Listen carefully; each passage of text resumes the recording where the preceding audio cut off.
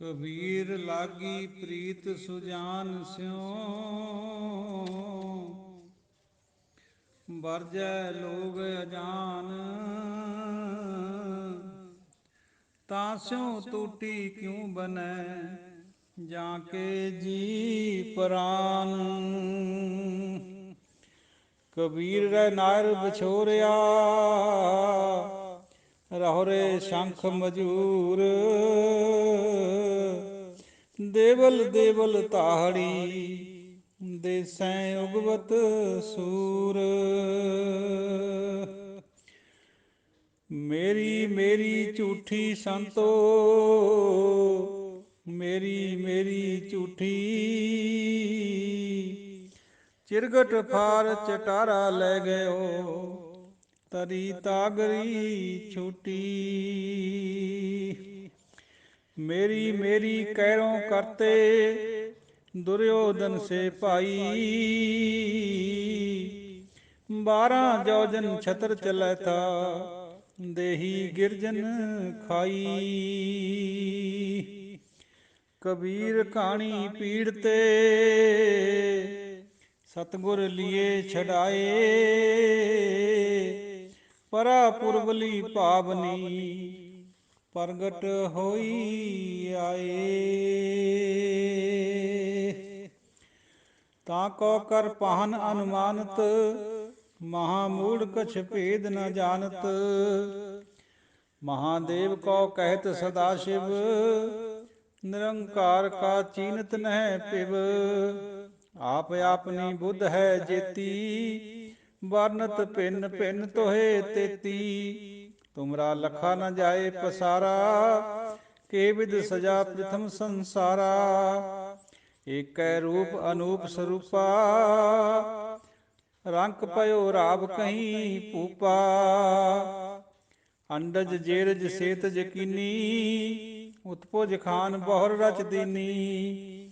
ਕਹੂੰ ਫੂਲ ਰਾਜਾ ਹੋਏ ਬੈਠਾ, ਕਹੂੰ ਸਿਮਟ ਭਇਓ ਸ਼ੰਕਰ ਇਕੱਠਾ। ਸਗਰੀ ਸ੍ਰਿਸ਼ਟ ਦਿਖਾਏ ਅਚੰਭਵ, ਆਦਿ ਜੁਗਾਦਿ ਸਰੂਪ ਸੁਯੰਭਵ। ਅਬ ਰੱਛਾ ਮੇਰੀ ਤੁਮ ਕਰੋ, ਸਿੱਖ ਉਬਾਰ ਅਸਿੱਖ ਸੰਗਰੋ। ਦੁਸ਼ਟ ਜਿਤੇ ਉਠਵਤ ਉਤਪਾਤਾ, ਸਕਲ ਮਲੇਸ਼ ਕਰੋ ਰਣ ਘਾਤਾ। ਦੁਸ਼ਟ ਜਿਤੇ ਉਠਵਤ ਉਤਪਾਤਾ, ਸਕਲ ਮਲੇਸ਼ ਕਰੋ ਰਣ ਘਾਤਾ। ਸਤਿਗੁਰਾਂ ਦੀ ਪਿਆਰੀ ਸਾਜੀ ਨਵਾਜੀ ਸਾਧ ਸੰਗਤ ਜੀਓ, ਗੁਰੂ ਖਾਲਸਾ ਜੀਓ ਅਤੇ ਗੁਰਬਾਣੀ ਵਿਚਾਰ ਗਰੁੱਪ ਦੇ ਸੂਝਵਾਨ ਪਤਵੰਤੇ ਸੱਜਣੋ ਗੁਰਮੁਖੋ। ਆਪਣੀ ਤੁੱਛ ਬੁੱਧੀ ਦੁਆਰਾ ਅੱਜ ਦੀ ਵਿਚਾਰ ਚੌਪਈ ਸਾਹਿਬ 'ਚੋਂ ਹਾਜ਼ਰ ਹੈ। ਧੰਨ ਧੰਨ ਦਸ਼ਮੇਸ਼ ਸ੍ਰੀ ਗੁਰੂ ਗੋਬਿੰਦ ਸਿੰਘ ਜੀ ਮਹਾਰਾਜ, ਉਹਨਾਂ ਦੁਆਰਾ ਰਚਿਤ ਬਾਣੀ ਹੈ। ਉਹ ਫਰਮਾ ਰਹੇ ਹੈ, ਤਾਂ ਕੋ ਕਰ ਪਾਹਨ ਅਨੁਮਾਨਤ, ਮਹਾਮੂੜ ਕਛ ਭੇਦ ਨਾ ਜਾਣਤ। ਪਰਮਾਤਮਾ ਨੂੰ ਪਾਹਨ ਪੱਥਰ ਅਨੁਮਾਨ ਕਰ ਲਿਆ ਲੋਕਾਂ ਨੇ, ਔਰ ਮਹਾਮੂਰਖ ਹੈ ਜਿਹੜੇ ਇਸ ਭੇਦ ਨੂੰ ਨਹੀਂ ਜਾਣਦੇ। ਪੱਥਰ ਪਰਮਾਤਮਾ ਨਹੀਂ ਹੈ। ਗੁਰੂ ਸਾਹਿਬ ਫਰਮਾ ਰਹੇ ਇਹ ਬਾਤ। ਔਰ ਗੁਰਬਾਣੀ ਦਾ ਇਹ ਮੱਤ ਹੈ ਵੀ ਪਰਮਾਤਮਾ ਨੂੰ ਪੱਥਰ ਕਿਹਾ ਜਾ ਸਕਦਾ ਹੈ, ਪਰ ਪੱਥਰ ਪਰਮਾਤਮਾ ਨਹੀਂ ਹੈ। ਬਹੁਤ ਸਮਝਣ ਵਾਲੀ ਗੱਲ ਹੈ। ਉਹਦੀ ਕ੍ਰੀਏਸ਼ਨ ਨੂੰ ਰੱਬ ਦਾ ਨਾਂ ਰੱਖ ਕੇ ਆਪਾਂ ਜਾਪ ਕਰ ਸਕਦੇ ਹਾਂ ਉਹਦਾ, ਕਿਸੇ ਵੀ ਰੂਪ 'ਚ।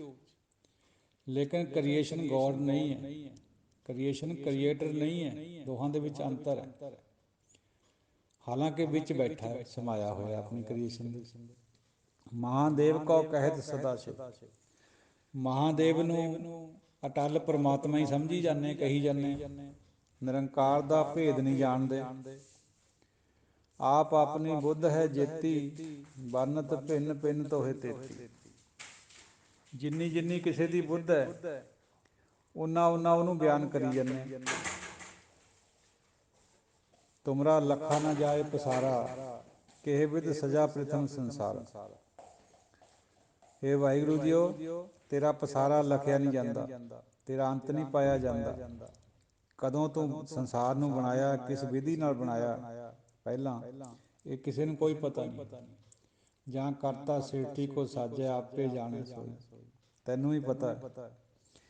ਏਕੈ ਰੂਪ ਅਨੂਪ ਸਰੂਪਾ, ਇਹ ਜਿੰਨੇ ਵੀ ਅਨੂਪ ਸਰੂਪ ਹੈ ਅਲੱਗ ਅਲੱਗ, ਸਭ ਤੇਰਾ ਹੀ ਰੂਪ ਹੈ, ਇੱਕੋ ਹੀ ਰੂਪ ਹੈ ਸਭ। ਫੁੱਲ ਵੀ ਤੂੰ ਹੀ ਹੈ, ਕੰਡਾ ਵੀ ਤੂੰ ਹੀ ਹੈ, ਦੈਂਤ ਵੀ ਤੂੰ ਹੀ ਹੈ, ਦੇਵਤਾ ਵੀ ਤੂੰ ਹੀ ਹੈ, ਯਖ ਵੀ ਤੂੰ ਹੀ ਹੈ। ਰੰਕ ਪਇਓ ਰਾਵ ਕਹੀਂ ਭੂਪਾ, ਕਿਤੇ ਤੂੰ ਰਾਜਾ ਬਣਿਆ ਹੋਇਆ, ਕਿਤੇ ਰਾਣਾ ਬਣਿਆ ਹੋਇਆ, ਕਿਤੇ ਗਰੀਬ ਬਣਿਆ ਹੋਇਆ। ਗਰੀਬ ਰੰਕ, ਰਾਵ ਰਾਣਾ, ਜਿਹੜੇ ਥੋੜ੍ਹੇ ਜਿਹੇ ਬੜੇ ਹੁੰਦੇ ਰਾਜੇ ਨਹੀਂ ਹੁੰਦੇ ਅਜੇ, ਉਹ ਹੁੰਦੇ ਰਾਜੇ। ਅੰਡਜ ਜੇਰਜ ਸੇਤਜ ਕੀਨੀ, ਇਹ ਤਿੰਨੇ ਖਾਣੀਆਂ ਵੀ ਤੈਂ ਬਣਾਈਆਂ, ਅੰਡਿਆਂ 'ਚੋਂ ਪੈਦਾ ਹੋਣ ਵਾਲੇ, ਜੇਰ ਤੋਂ ਪੈਦਾ ਹੋਣ ਵਾਲੇ, ਔਰ ਪਸੀਨੇ ਤੋਂ ਪੈਦਾ ਹੋਣ ਵਾਲੇ। ਉਤਪੁਜ ਖਾਨ ਬਹੁ ਰਚ ਦੀਨੀ, ਫਿਰ ਤਾਂ ਬਨਸਪਤੀ ਦੀ ਰਚਨਾ ਵੀ, ਚੌਥੀ ਖਾਣੀ ਵੀ ਤੈਂ ਹੀ ਪੈਦਾ ਕਰੀ ਹੈ।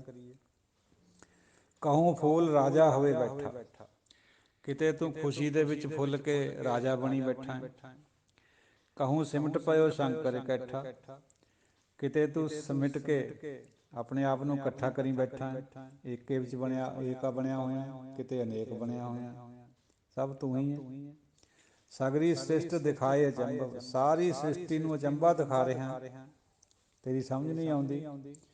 ਅਵਤਾਰ ਵੀ ਤੇਰਾ ਅੰਤ ਨਹੀਂ ਜਾਣ ਸਕਦੇ, ਅਵਤਾਰ ਨਾ ਜਾਣੈ ਅੰਤ, ਪਰਮੇਸ਼ਰ ਪਾਰ ਬ੍ਰਹਮ ਬੇਅੰਤ, ਕਿਸੇ ਨੂੰ ਤੇਰਾ ਭੇਦ ਨਹੀਂ ਆ ਰਿਹਾ।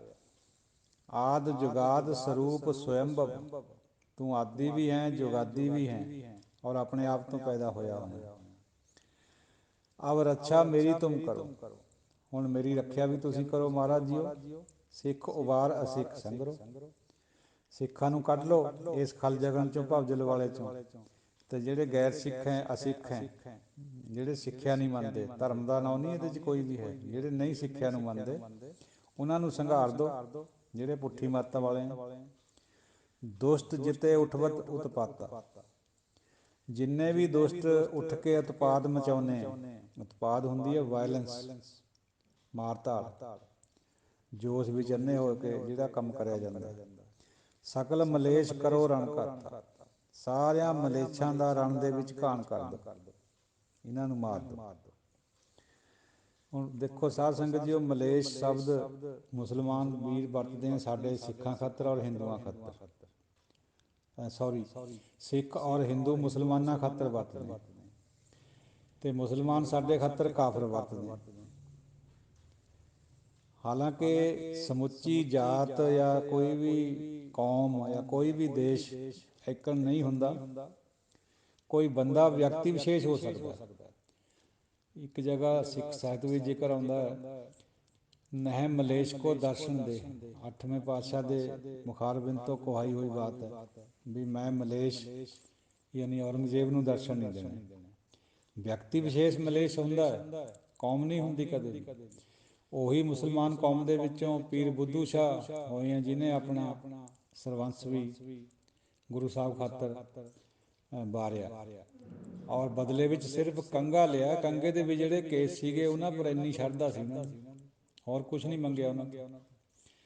ਔਰ ਭਾਈ ਗਨੀ ਖਾਂ ਨਵੀ ਖਾਂ, ਉਹ ਵੀ ਤਾਂ ਮੁਸਲਮਾਨ ਸੀਗੇ, ਕਿੰਨੀ ਆਪਣੇ ਜਾਨ ਨੂੰ ਜੋਖਮ 'ਚ ਪਾ ਕੇ ਉਹਨਾਂ ਨੇ ਮਾਛੀਵਾੜੇ ਤੋਂ ਗੁਰੂ ਸਾਹਿਬ ਨੂੰ ਬਾਹਰ ਕਢਾਇਆ।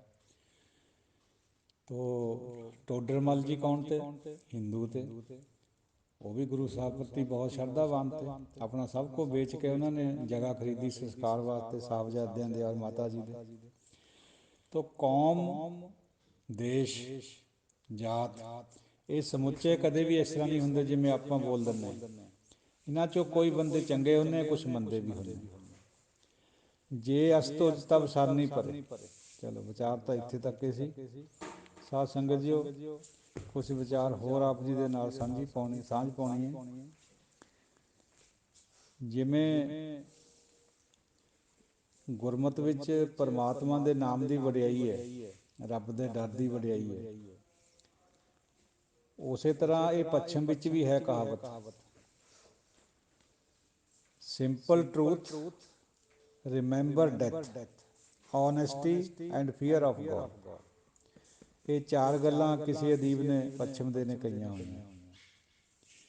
ਰੱਬ ਦਾ ਡਰ, ਓਨੈਸਟੀ ਯਾਨੀ ਇਮਾਨਦਾਰੀ, ਮੌਤ ਨੂੰ ਯਾਦ ਰੱਖਣਾ, ਔਰ ਸਿੰਪਲ ਟਰੂਥ ਥੋੜ੍ਹੀ ਜਿਹੀ ਵਿਚਾਰ ਸਿੰਪਲ ਟਰੂਥ ਦੀ। ਦੇਖੋ ਸਾਧ ਸੰਗਤ ਜੀ, ਉਹ ਆਪਾਂ ਜਿਹੜਾ ਬੜਾ ਸੱਚ ਹੈ ਉਹ ਤਾਂ ਬੋਲ ਲੈਂਦੇ, ਕਿਉਂਕਿ ਪਤਾ ਹੁੰਦਾ ਵੀ ਜਿਵੇਂ ਲੋਕਾਂ ਨੂੰ ਪਤਾ ਇਸ ਗੱਲ ਦਾ, ਜੇ ਮੈਂ ਗਲਤ ਕਹੂੰਗਾ ਤਾਂ ਮੇਰੇ ਪਰ ਸ਼ੰਕਾ ਉਂਗਲੀ ਉੱਠੂਗੀ। ਜਿਹੜੇ ਛੋਟੀਆਂ ਛੋਟੀਆਂ ਗੱਲਾਂ ਵਿੱਚ ਸੱਚ ਹੁੰਦਾ ਉਹ ਨਹੀਂ ਆਪਾਂ ਬੋਲਦੇ। ਜਿਵੇਂ ਆਪਾਂ ਬੱਚਿਆਂ ਨੂੰ ਡਰਾਉਂਦੇ ਵੀ ਮਾਊ ਆ ਗਿਆ, ਹਾਲਾਂਕਿ ਉਹ ਝੂਠ ਹੁੰਦਾ, ਭਾਵੇਂ ਉਹਦੀ ਭਾਵਨਾ ਨੇਕ ਹੁੰਦੀ ਹੈ, ਪਰ ਫਿਰ ਵੀ ਬਚਣਾ ਚਾਹੀਦਾ। ਸਿੰਪਲ ਟਰੂਥ, ਛੋਟੇ ਤੋਂ ਛੋਟਾ ਵੀ ਸੱਚ ਹੋਣਾ ਚਾਹੀਦਾ ਬੰਦੇ ਦੇ ਪੱਲੇ, ਫਿਰ ਅੰਦਰ ਦੀ ਸੱਚਾਈ ਬਣਦੀ ਹੈ। ਨਹੀਂ ਤਾਂ ਝੂਠ ਆਪਣੇ ਪੈਰ ਜਮਾਈ ਬੈਠਾ ਹੁੰਦਾ ਅੰਦਰ। ਮੌਤ ਨੂੰ ਯਾਦ ਰੱਖੂਗੇ, ਰੱਬ ਯਾਦ ਰਹੂਗਾ। ਜਿਹਨੂੰ ਆਪਣਾ ਅੰਤ ਯਾਦ ਹੈ ਉਸੇ ਨੂੰ ਬੇਅੰਤ ਦੀ ਯਾਦ ਆਉਂਦੀ ਹੈ।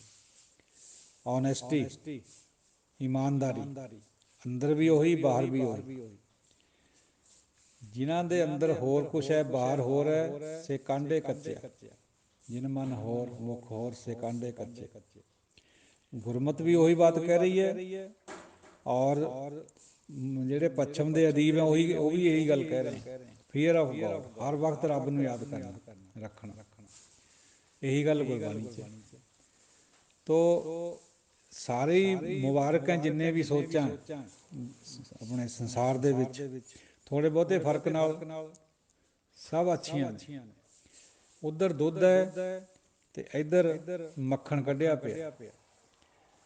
ਜਦੋਂ ਮੱਖਣ ਕੱਢਿਆ ਪਿਆ ਤਾਂ ਛਕਣ ਦੀ ਉਹ ਲੋੜ ਹੈ, ਬਸ ਰਿੜਕਣ ਦੀ ਲੋੜ ਨਹੀਂ ਹੈ, ਬਹੁਤਾ ਤਰੱਦਦ ਕਰਨ ਦੀ ਲੋੜ ਨਹੀਂ ਹੈ। ਔਰ ਇਹ ਜਿਹੜਾ ਪਰਮਾਤਮਾ ਨੂੰ ਯਾਦ ਕਰਨਾ ਸਾਧ ਸੰਗਤ ਜੀਓ, ਪਹਿਲਾਂ ਤਾਂ ਬੰਦਗੀ ਕਰਨੀ ਪੈਂਦੀ ਹੈ। ਬੰਦਗੀ ਹੁੰਦੀ ਹੈ ਜਦੋਂ ਆਪਾਂ ਸ਼ਰਧਾਵਾਨ ਹੋ ਕੇ ਧਰਮ ਵਿੱਚ ਪ੍ਰਵੇਸ਼ ਕਰਦੇ ਹਾਂ, ਰੱਬ ਦੀ ਨਾਲ ਜੁੜਨ ਦੀ ਕੋਸ਼ਿਸ਼ ਕਰਦੇ ਹਾਂ। ਜਦੋਂ ਬੰਦਗੀ ਹੋ ਗਈ ਪੂਰੀ, ਭਾਵੇਂ 10 ਸਾਲ 'ਚ ਹੋਵੇ, 20 'ਚ ਹੋਵੇ, 1 ਸੈਕਿੰਡ 'ਚ ਹੋ ਜਾਏ, ਇਹ ਪਰਮਾਤਮਾ ਪਰ ਡਿਪੈਂਡ ਕਰਦੀ ਹੈ ਗੱਲ। ਕਿਉਂਕਿ ਇਹਦੇ ਵਿੱਚ ਸਮੇਂ ਦਾ ਮਹੱਤਵ ਨਹੀਂ ਹੈ, ਇੰਟੈਂਸਿਟੀ ਦਾ ਮਹੱਤਵ ਹੈ। ਕਿੰਨੀ ਤੀਬਰਤਾ ਨਾਲ ਕੋਈ ਭਗਤੀ ਕਰਦਾ ਹੈ। ਇੱਕ ਬੰਦਾ 1-2 ਮਿੰਟ ਵਿੱਚ ਉਹ ਕੁਛ ਪ੍ਰਾਪਤ ਕਰ ਸਕਦਾ ਜਿਹੜਾ ਦੂਜਾ ਬੰਦਾ 10 ਦਿਨ 'ਚ ਨਹੀਂ ਕਰ ਸਕਦਾ। ਸਮਾਂ ਡਿਊਰੇਸ਼ਨ ਦਾ ਕੋਈ ਮਤਲਬ ਨਹੀਂ ਹੈ, ਇੰਟੈਂਸਿਟੀ, ਸ਼ਿੱਦਤ ਕਿੰਨੀ ਹੈ ਭਗਤੀ ਦੇ ਵਿੱਚ, ਉਹ ਡਿਪੈਂਡ ਕਰਦੀ ਹੈ। ਔਰ ਬਾਕੀ ਗੁਰੂ ਦੀ ਨਜ਼ਰ ਹੁੰਦੀ ਹੈ। ਜਦੋਂ ਬੰਦਗੀ ਹੋ ਗਈ ਫਿਰ ਉਸ ਤੋਂ ਬਾਅਦ ਆਸ਼ਕੀ ਦੀ ਸਟੇਜ ਆਉਂਦੀ ਹੈ। आशिकी से मिलेगा ए जाहिद कि बंदगी से खुदा नहीं मिलता। ਬੰਦਗੀ ਬਾਹਰੋਂ ਫਾਰਮੈਲਿਟੀ ਹੈ, ਆਸ਼ਕੀ ਅੰਦਰ ਤੋਂ ਹੈ। ਜਦ ਮਨ ਮੰਨ ਗਿਆ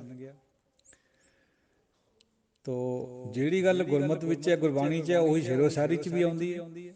ਜਿਹੜੇ ਸ਼ਾਇਰ ਹੁੰਦੇ ਹੈ, ਸ਼ੇਰ ਲਿਖਦੇ ਹੈ, ਉਹ ਬੇਸ਼ੱਕ ਚੌਥੇ ਪਦ ਵਾਲੇ ਨਹੀਂ ਹੁੰਦੇ, ਪਰ ਤੀਜੇ ਤੋਂ ਫਿਰ ਰਜੋ ਤਮੋ ਸਤੋ ਤੇ ਉੱਪਰ ਵੀ ਹੁੰਦੇ। ਉਹਨਾਂ ਦੀ ਗੱਲ ਵਿੱਚ ਵੀ ਵਜਨ ਹੁੰਦਾ। ਇੱਕ ਅਦੀਬ ਨੇ ਸ਼ੇਰ ਕਿਹਾ, ਇਹ ਅੱਛੀ ਸੀਰਤੋਂ ਵਾਲੇ ਮੇਰੀ ਤਸਵੀ ਕੇ ਦਾਣੇ ਹੈ, ਇਹ ਅੱਛੀ ਸੀਰਤੋਂ ਵਾਲੇ ਮੇਰੀ ਤਸਵੀ ਕੇ ਦਾਣੇ हैं, ਨਿਗਾਹ ਸੇ ਗੁਜ਼ਰ ਜਾਤੇ हैं, ਇਬਾਦਤ ਹੋਤੀ ਰਹਿਤੀ ਹੈ। ਦੇਖੋ ਸਾਧ ਸੰਗਤ ਦੀ ਵਡਿਆਈ ਆਪਣੇ ਸ਼ਬਦਾਂ 'ਚ ਕਰੀਏ ਉਹਨੇ। ਅੱਛੀ ਸੀਰਤਾਂ ਵਾਲੇ ਕੌਣ ਹੈ? ਜਿਹੜੇ ਸਾਧ ਸੰਗੀ ਜਨ ਹੁੰਦੇ। ਜਦ ਵੀ ਨਿਗਾਹ ਦੇ ਵਿੱਚ ਦੀ ਗੁਜ਼ਰ ਜਾਂਦੇ ਆ ਉਹਨਾਂ ਨੂੰ ਦੇਖ ਕੇ ਹੀ ਅੰਦਰ ਰੱਬ ਦਾ ਖਿਆਲ ਪੈਦਾ ਹੁੰਦਾ, ਇਬਾਦਤ ਹੋਈ ਜਾਂਦੀ ਹੈ, ਭਗਤੀ ਹੋਈ ਜਾਂਦੀ ਹੈ। ਬਹੁਤ ਉੱਚੀ ਬਾਤ ਹੈ।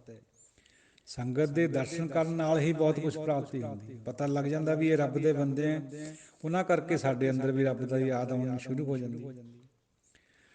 ਇੱਕ ਅਦੀਬ ਨੇ ਇੱਕ ਸ਼ੇਰ ਫਰਮਾਇਆ ਹੈ, ਦੇਖਾ ਜੋ ਉन्हें सर झुकाना भी ना रहा याद, देखा जो उन्हें सर झुकाना भी ना रहा याद, दरअसल आज हमसे नमाज अदा हुई है।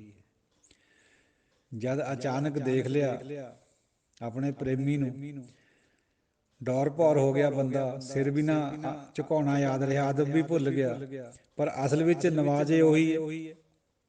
ਕਿਉਂਕਿ ਸੁੱਧ ਬੁੱਧ ਖੋ ਜਾਣੀ ਆਪਣੇ ਪ੍ਰੇਮੀ ਦੇ ਵਿੱਚ ਸਭ ਤੋਂ ਉੱਪਰਲੀ ਅਵਸਥਾ। ਜਦੋਂ ਕ੍ਰਿਸ਼ਨ ਜੀ ਅਚਾਨਕ ਪਹੁੰਚ ਗਏ ਬਿਦਰ ਦੇ ਘਰ, ਬਿਦਰ ਦੇ ਘਰ ਵਾਲੀ ਨਹਾਉਂਦੇ ਨਹਾਉਂਦੇ ਹੀ ਅਚਾਨਕ ਨੰਗੇ ਹੀ ਬਾਹਰ ਆ ਗਏ ਉਹਨਾਂ ਦਾ ਬੋਲ ਸੁਣ ਕੇ। ਕ੍ਰਿਸ਼ਨ ਜੀ ਨੇ ਆਪਣੇ ਪੀਲੇ ਰੰਗ ਦਾ ਕੱਪੜਾ ਜਿਹੜਾ ਉਹ ਪਾਸ ਰੱਖਦੇ ਸੀ, ਉਹ ਉਹਦੇ ਵੱਲ ਸਿੱਟਿਆ ਵੀ ਇਹ ਆਪਣੇ ਨਗਨ ਨੂੰ ਕਾਜੋ ਢੱਕ ਲਓ। ਤੋ ਉਸੇ ਸੁੱਧ ਬੁੱਧ ਦੇ ਵਿੱਚ ਕੇਲੇ ਦਾ ਛਿਲਕਾ ਕ੍ਰਿਸ਼ਨ ਜੀ ਨੂੰ ਖਿਲਾਈ ਗਈ, ਆਪ ਗਿਰੀ ਖਾਈ ਗਈ। ਇਹ ਟੈਸਟ ਕਰਨ ਖਾਤਰ ਵੀ ਕਿਤੇ ਮਿੱਠਾ ਵੀ ਹੈ ਕਿ ਨਹੀਂ ਹੈ। ਪਰ ਪ੍ਰੇਮ ਦੇ ਵਿੱਚ ਸਭ ਕੁਝ ਜਾਇਜ਼ ਹੁੰਦਾ, ਭੁੱਲ ਜਾਂਦਾ ਬੰਦਾ ਸਭ ਕੁਝ। ਮਾਈ ਤਾਬੋ ਨੇ ਜਦੋਂ ਆਵਾਜ਼ ਸੁਣੀ ਬਈ ਸੱਤਵੇਂ ਪਾਤਸ਼ਾਹ ਦਰ ਦੇ ਉੱਤੇ ਆ ਗਏ, ਜਿਹਨੂੰ ਮੈਂ ਯਾਦ ਕਰਕੇ ਅੱਜ ਬਣਾਇਆ ਸੀ ਫੁਲਕਾ, ਇੱਕਦਮ ਭੱਜੀ ਆਈ। ਜਿਹੜਾ ਰਸਮ ਅਦਬ ਦੀ ਹੁੰਦੀ ਉਹ ਵੀ ਭੁੱਲ ਗਈ, ਬਸ ਸੁਤਾ ਉੱਧਰ ਜੁੜ ਗਈ। ਅਚਾਨਕ ਕੁਛ ਯਾਦ ਹੀ ਨਹੀਂ ਰਿਹਾ। ਤੋ ਸਤਿਗੁਰੂ ਨੇ ਕਿਹਾ ਵੀ ਮਾਈ ਜੀ ਸਮਾਂ ਥੋੜ੍ਹਾ ਹੈ, ਲਿਆਓ ਫੁਲਕਾ ਜਲਦੀ ਕਰੋ। ਘੋੜੇ ਦੇ ਉੱਪਰ ਹੀ ਛਕ ਲਿਆ। ਹਾਲਾਂਕਿ ਲੰਗਰ ਬੈਠ ਕੇ ਛਕੀਦਾ ਪੰਗਤ ਵਿੱਚ, ਲੇਕਿਨ ਇਹ ਪ੍ਰੇਮ ਦੀ ਜਿਹੜੀ ਬੇਵਲਤਾ ਹੁੰਦੀ ਹੈ, ਇਹਦੇ ਵਿੱਚ ਸਾਰਾ ਕੁਛ ਕੁਰਬਾਨ ਹੋ ਜਾਂਦਾ। ਜਿੰਨੀਆਂ ਵੀ ਰਵਾਇਤਾਂ ਹੈ ਉਹ ਪ੍ਰੇਮ ਦੇ ਉੱਤੇ ਕੁਰਬਾਨ ਹੋ ਜਾਂਦੀਆਂ ਫਿਰ ਸਾਰੀਆਂ, ਕਿਉਂਕਿ ਅਲਟੀਮੇਟਲੀ ਸਾਨੂੰ ਰਵਾਇਤ ਤੋਂ ਨਿਕਲ ਕੇ ਅੱਗੇ ਪ੍ਰੇਮ 'ਚ ਵਧਣਾ ਹੁੰਦਾ। ਜਦੋਂ ਪ੍ਰੇਮ ਆ ਗਿਆ ਫਿਰ ਸਾਰਾ ਕੁਛ ਠੀਕ ਹੋ ਜਾਂਦਾ। ਜਬ ਅੰਤਰ ਪ੍ਰੀਤ ਹਰਿ ਸਿਉ ਬਨਿ ਆਈ, ਤਬ ਜੋ ਕੁਛ ਕਰੈ ਸੋ ਮੇਰੇ ਹਰਿ ਪ੍ਰਭ ਭਾਈ।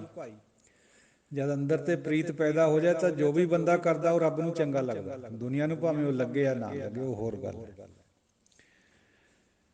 ਤੋ ਸਾਧ ਸੰਗਤ ਜੀਓ, ਤੇਰਾ ਖਿਆਲ, ਤੇਰੀ ਯਾਦ, तेरी धुन ऐ दोस्त, मुझे ये होश कहाँ के बंदगी क्या है।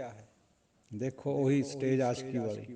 तेरा ख्याल, तेरी याद, तेरी धुन ऐ दोस्त, मुझे ये होश कहाँ के बंदगी क्या है। मैनू नहीं पता हुण भी बंदगी क्या है, मैनू तो हर वक्त तेरा ख्याल, तेरी याद रहिंदी अंदर और तेरी धुन लगी रहिंदी है। साध संगत जी, आपां धुन नूं इत्थों समझ सकते हैं, शब्द गुरु सुरत धुन चेला।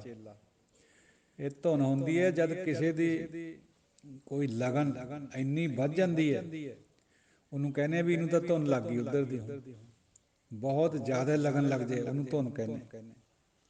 ਇੱਕ ਪਾਸੇ ਦਾ ਉਹ ਖਿਆਲ ਹੋ ਜਾਏ। ਇਹ ਤਾਂ ਸੀ ਸ਼ਾਇਰਾਂ ਦੇ ਪੱਖੋਂ ਰੱਬ ਦੀਆਂ ਬਾਤਾਂ।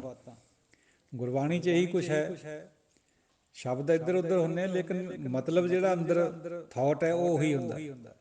ਸ਼ਾਇਰਾਂ ਨੇ ਵੀ ਆਫਟਰ ਆਲ ਚੰਗੇ ਚੌਥੇ ਪਦ ਵਾਲੇ ਪੁਰਸ਼ਾਂ ਦੇ ਨਾਲ ਮਿਲ ਜੁਲ ਕੇ ਇਹ ਚੀਜ਼ਾਂ ਪ੍ਰਾਪਤ ਕਰੀਆਂ ਵੀ ਹੁੰਦੀਆਂ, ਭਾਵੇਂ ਉਹਨਾਂ ਦੀ ਆਪਣੀ ਅਵਸਥਾ ਚੌਥੇ ਵਾਲੀ ਨਹੀਂ ਹੁੰਦੀ ਹੈ।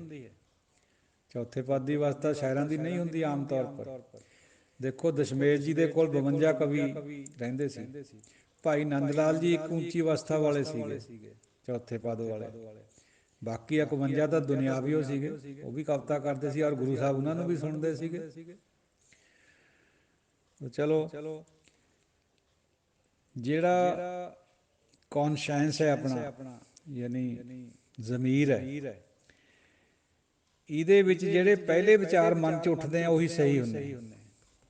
ਲੇਕਿਨ ਜਿਹੜੀ ਪ੍ਰੂਡੈਂਸ ਹੈ, ਵਿਦਵਤਾ ਹੈ ਜਾਂ ਗਿਆਨ ਦੀ ਜਿਹੜੀ ਅਵਸਥਾ ਹੈ, ਜਿਹਨੂੰ ਆਪਾਂ ਕਹਿੰਦੇ ਹਾਂ ਵੀ ਸਿਆਣਾ ਹੋਣਾ, ਉਹਦੇ ਵਿੱਚ ਜਿਹੜੇ ਲਾਸਟ ਥਾਟਸ ਆਉਂਦੇ ਆ ਉਹ ਠੀਕ ਹੁੰਦੇ ਆ। ਇਹਦਾ ਮਤਲਬ ਇਹ ਹੈ, in matters of conscience first thoughts are best. ਯਾਨੀ ਜ਼ਮੀਰ ਦੇ ਮਾਮਲੇ ਵਿੱਚ ਜਦੋਂ ਅਚਾਨਕ ਮਨ ਵਿੱਚ ਕੋਈ ਖਿਆਲ ਆ ਗਿਆ ਉਹੀ ਬੈਸਟ ਹੁੰਦਾ। ਰੱਬ ਦੇ ਮਾਮਲੇ 'ਚ ਵੀ ਇਸ ਤਰ੍ਹਾਂ ਹੀ। ਪਰ ਪ੍ਰੂਡੈਂਸ ਦੇ ਮਾਮਲੇ 'ਚ, in matters of prudence last thoughts are best.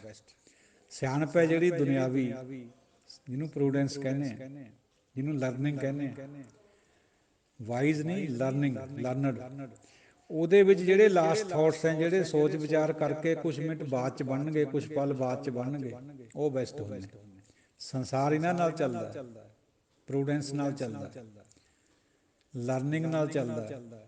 ਜਿਹੜਾ ਮਹਾਂਪੁਰਸ਼ ਹੈ ਉਹ ਵਿਜ਼ਡਮ ਨਾਲ ਚੱਲਦਾ, ਉਹ ਵਾਈਜ਼ ਹੁੰਦਾ, ਉਹ ਸਿਆਣਾ।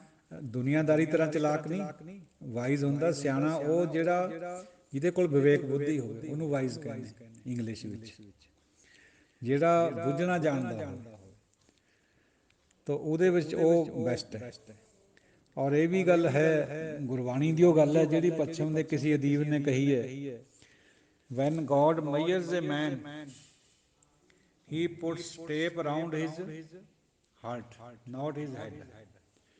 ਜਦ ਪਰਮਾਤਮਾ ਕਿਸੇ ਬੰਦੇ ਦੀ ਲੇਖਾ ਜੋਖਾ ਕਰਦਾ ਹੈ, ਉਹਨੂੰ ਮਈਅਰ ਕਰਦਾ ਹੈ, ਜਿਵੇਂ ਦਰਜੀ ਕਿਸੇ ਦਾ ਨਾਪ ਲੈਣ ਖਾਤਰ ਉਹਦੇ ਨਾਲ ਉਹ ਇੰਚੀ ਟੇਪ ਲਾਉਂਦਾ, ਤਾਂ ਪਰਮਾਤਮਾ ਜਿਹੜੀ ਟੇਪ ਹੈ ਉਹਦੇ ਹਾਰਟ ਦੇ ਦੁਆਰਾ ਰੱਖਦਾ, ਨਾ ਕਿ ਸਿਰ ਦੇ ਦੁਆਲੇ। ਬਹੁਤ ਗਹਿਰਾ ਮਤਲਬ ਹੈ ਇਸ ਗੱਲ ਦਾ। ਸਿਆਣਪ ਹੋਣੀ ਦਿਮਾਗ ਤੋਂ ਆਉਣੀ ਹੈ, ਸੋਚ ਵਿਚਾਰ 'ਚੋਂ। ਪਰਮਾਤਮਾ ਦਿਮਾਗ ਨਹੀਂ ਦੇਖਦਾ ਕਿਸੇ ਬੰਦੇ ਦਾ ਕਿੰਨਾ ਚਲਾਕ ਹੈ, ਤਾਂ ਉਹਦਾ ਹੀ ਦਿੱਤਾ ਵਾ ਹੁੰਦਾ। ਪਰਮਾਤਮਾ ਹਾਰਟ ਦੇਖਦਾ ਹੈ ਵੀ ਅੰਦਰ ਤੋਂ ਕਿੰਨਾ ਮੇਰੇ ਨਾਲ ਜੁੜਿਆ ਹੈ। ਉਹਨੇ ਟੇਪ ਹਾਰਟ ਦੇ ਆਲੇ ਦੁਆਲੇ ਰੱਖਣੀ ਹੈ, ਦਿਮਾਗ ਦੇ ਆਲੇ ਦੁਆਲੇ ਨਹੀਂ ਰੱਖਣੀ। ਕਿੰਨਾ ਹੀ ਚੁਸਤ ਚਲਾਕ ਹੋਵੇ ਬੰਦਾ, ਸਹਿ ਸਿਆਣਪਾਂ ਲੱਖੋਂ ਹੈ ਤਾਂ ਇੱਕ ਨਾ ਚੱਲੇ ਨਾਲ।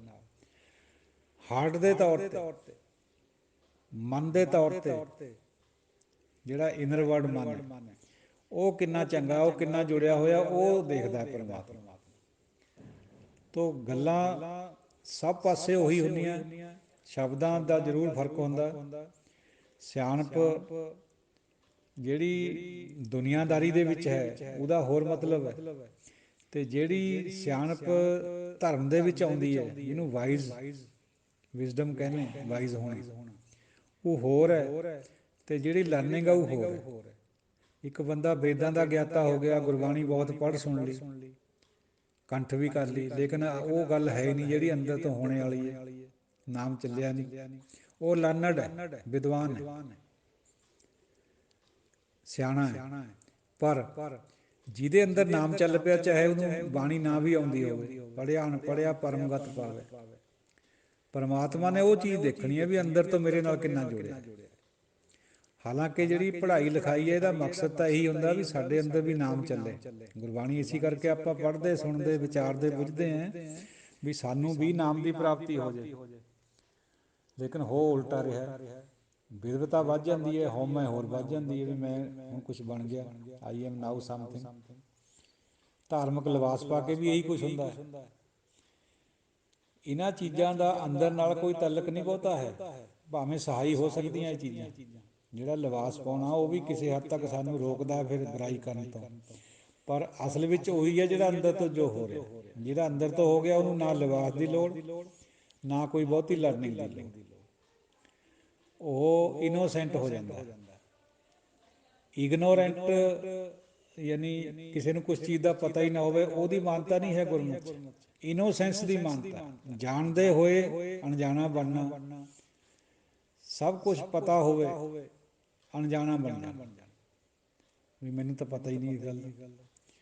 ਉਹ ਇਨੋਸੈਂਸ ਕਹਾਉਂਦੀ ਹੈ, ਉਹਦੀ ਬਹੁਤ ਮਹਾਨਤਾ ਹੈ। ਆਪਣੇ ਕੋਲ ਕੁਛ ਨਾ ਵੀ ਹੋਵੇ ਫਿਰ ਵੀ ਵੰਡਣਾ, ਇਹ ਵਿਜ਼ਡਮ। ਜਿਹਦੇ ਕੋਲ ਕੁਛ ਹੈਗਾ ਉਹ ਤਾਂ ਵੰਡੇਗਾ ਹੀ, ਉਹ ਤਾਂ ਚਲੋ ਸੁਭਾਵਿਕ ਹੈ, ਵੰਡ ਸਕਦਾ। ਹੋ ਸਕਦਾ ਉਹਦਾ ਪਿੱਛੇ ਮਕਸਦ ਆਪਣੀ ਪ੍ਰਸਿੱਧੀ ਹੋਵੇ। ਪਰ ਜਿਹਦੇ ਕੋਲ ਵੀ ਕੁਛ ਨਹੀਂ ਹੈ, ਦੋ ਰੋਟੀਆਂ ਹੀ ਆ, ਉਹਦੇ 'ਚੋਂ ਵੀ ਇੱਕ ਦੂਜੇ ਨੂੰ ਦੇ ਦੇਵੇ ਵੀ ਚਲੋ ਆਪਾਂ ਇੱਕ ਇੱਕ ਖਾ ਲੈਂਦੇ, ਦੋਵੇਂ ਜਣੇ ਵੰਡ ਕੇ, ਉਹ ਵਿਜ਼ਡਮ, ਉਹ ਇਨੋਸੈਂਸ। ਇਹ ਚੀਜ਼ਾਂ ਗੁਰਮਤਿ ਵਿੱਚ ਵੀ ਹੈ, ਬਾਹਰ ਵੀ ਹੈ। ਇਹਨਾਂ ਦੀ ਜਿਹੜਾ ਵੀ ਇਹਨਾਂ ਨੂੰ ਗ੍ਰਹਿਣ ਕਰ ਗਿਆ, ਉਹ ਕਿਤੇ ਵੀ ਹੋਵੇ, ਅਮਰੀਕਾ ਹੋਵੇ, ਕੈਨੇਡਾ ਹੋਵੇ, ਜਰਮਨੀ ਹੋਵੇ, ਆਸਟ੍ਰੇਲੀਆ ਹੋਵੇ, ਇੰਡੀਆ 'ਚ ਹੋਵੇ, ਉਹ ਪਰਮਾਤਮਾ ਦਾ ਬੰਦਾ ਹੁੰਦਾ।